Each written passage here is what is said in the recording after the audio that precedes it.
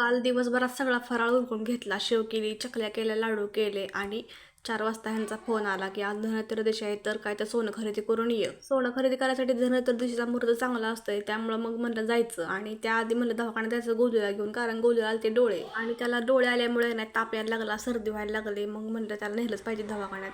आता आम्ही दवाखान्यातून बाहेर पडलो, औषधं घेतली गोलूची आणि निघालो सोनाराच्या दुकानात. ज्वेलर्समध्ये जाईपर्यंत आम्ही फक्त एक विचार केलता की 1 ग्रॅमपर्यंत काहीतरी घ्यायचं आणि निघून यायचं. पण सगळ्याच गोष्टी काय ठरवल्याप्रमाणे होत नाहीत, तुम्हाला जर माहिती असेलच. आम्ही शॉपमध्ये गेल्यानंतर त्यांना सांगितलं आम्हाला 1 ग्रॅमपर्यंत काहीतरी दाखवा, तर त्यांनी अंगठ्या दाखवायला चालू केलं आणि ही जी अंगठी दाखवली ती होती 2.25 ग्रॅमची आणि मला भरपूर डिझाईन आवडली त्याची, त्यामुळे मग तीच फायनल केली आणि आम्ही घरी निघून आलो अंगठी घेऊन. खरेदी करून घरी येईपर्यंत निसाण झाली होती. नंतर आम्ही घरी आलो की देवाला दिवा लावला, नंतर बाहेर सगळे दिवे लावले आणि बाहेर रांगोळी काढून घेतली. आणि आज धनत्रयोदशी होती, त्याचबरोबर यमदीपदान पण असते. तर मी लग्न झाल्यापासून यमदीपदान दरवर्षी करते दिवाळीमध्ये न चुकता.